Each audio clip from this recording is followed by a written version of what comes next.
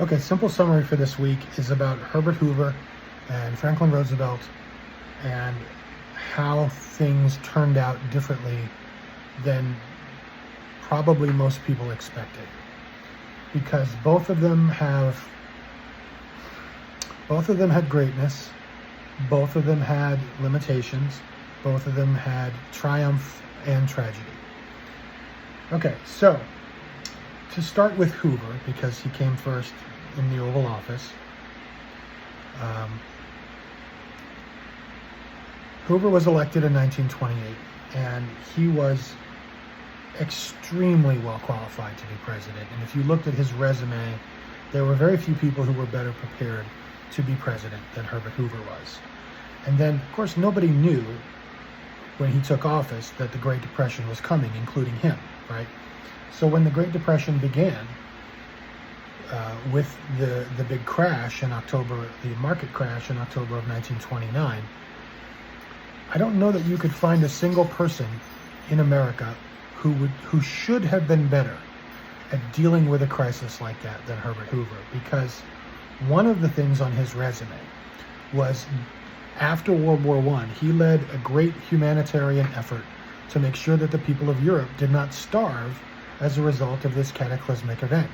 And so a decade later, there's another giant cataclysmic event, this time an economic crash, and millions of people are suffering. So he's perfect, right, to solve this problem, or at least, make it better. It did not work out that way. Let me pause for a second. Let's go back let me introduce Franklin. We've heard about Theodore in this class. Franklin Roosevelt, by contrast, and do not get them confused. They are very different people. Theodore was a Republican, Franklin was a Democrat. Theodore was from one branch of the Roosevelt family. Franklin was from another. Different generations. The only real common thread is that Franklin was married to Theodore's niece. Although Franklin greatly admired Theodore Roosevelt. In his early life, it seemed as if Franklin Roosevelt was going to be another Theodore Roosevelt, a young, charismatic New York politician who's rising quickly, and he'll become president at a young age, and it's all going to happen again. They even had some of the same jobs. They both were in the New York State Assembly. They were both Assistant Secretary of the Navy. I mean, there's a lot of parallels. But here's the difference. Fate, or whatever, luck, happenstance, providence, I don't know, struck down William McKinley.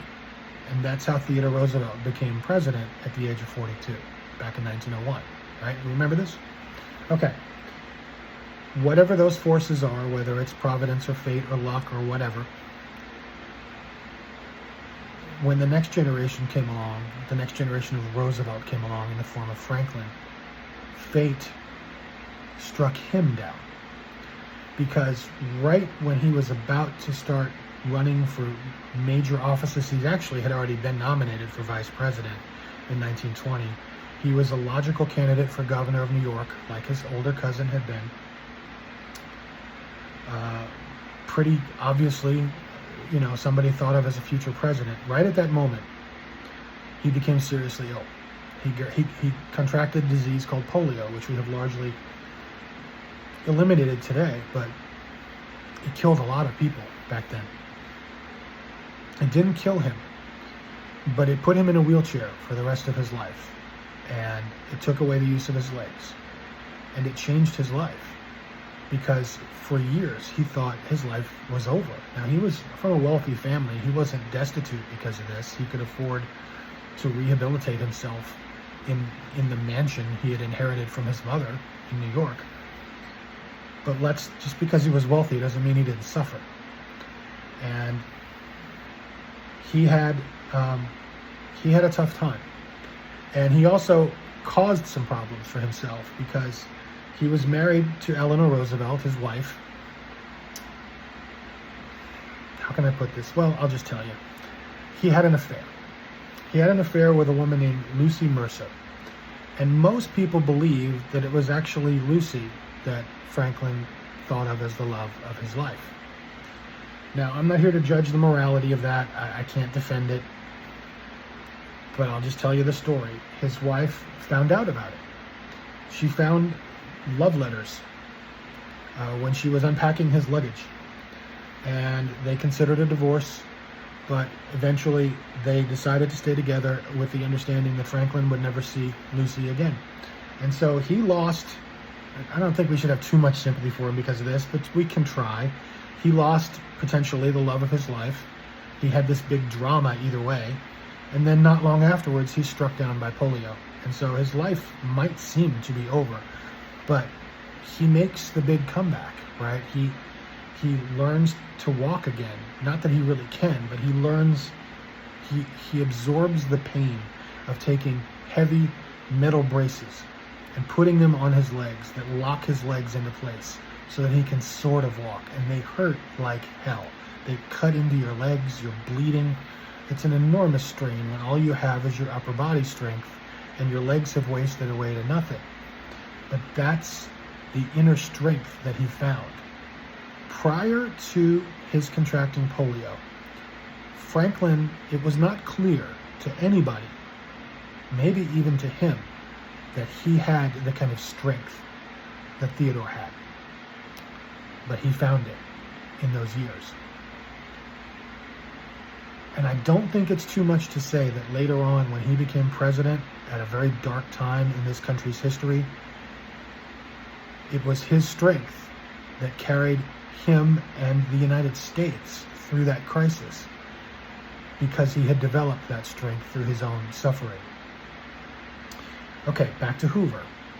Hoover became president, the Great Depression began, and to be honest, his response was inadequate, because he thought of what was called rugged individualism. He basically wanted people to fend for themselves. It wasn't a lack of compassion, but he did not believe that a government could or even should intervene on a large scale like this. This is a discredited idea. You're all old enough to remember during COVID that both Democrats and Republicans were like, all right, we got to help the people get through this, right? When there's a big disaster, there's a hurricane hits North Carolina, the government shows up and helps people.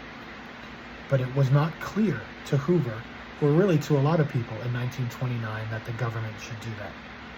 And so he did some stuff. I don't want to say he didn't do some stuff, but he didn't do enough. And so he became very unpopular, and people blamed him for the Depression, which is a little unfair. He didn't cause it. When people were moving, would lose their homes and would end up living in boxes or, creating whatever shelter they could, these temporary shelters, people nicknamed them Hoovervilles, and that's not a compliment. So Hoover was very vulnerable entering the 1932 presidential election, even though he had been elected in a landslide 4 years earlier. Who would run against him? Well, in 1928, he had run against the governor of New York, a man named Al Smith, and he had defeated Al Smith very heavily, not least of which because Smith was a Catholic, which you might say, so what? But back then, that was a problem. There had never been a Catholic president before. However, in 1932, Hoover would once again face the governor of New York, but it was not Al Smith. I feel like I'm telling a suspense story here. It was Franklin Roosevelt. He recovered enough from his polio. He never walked again. He didn't really let people know that. It was kind of, reporters knew he couldn't walk. People understood that he had some problems with his legs. People didn't really grasp that he was paralyzed. And I would like to believe, I would like to tell you, if the American people knew, they would have elected him anyway, but I don't think people really believe that. It's just that they didn't really have television yet, and there was a different standard of reporting, and health problems were considered private, and people just didn't get it. And so he was able to run for governor of New York, and he was elected, and that made him a logical candidate. In 1932, he got the Democratic nomination. He went up against Hoover, and because Hoover had failed so badly in the response to the Depression, Roosevelt won in a landslide and became president in March of 1933. And that's essentially the story of Roosevelt and Hoover. Hoover was sent home, and he was never elected to office again. He hoped that he would be called back to serve, but it didn't happen. And it was Roosevelt who was called upon to deal with the Great Depression.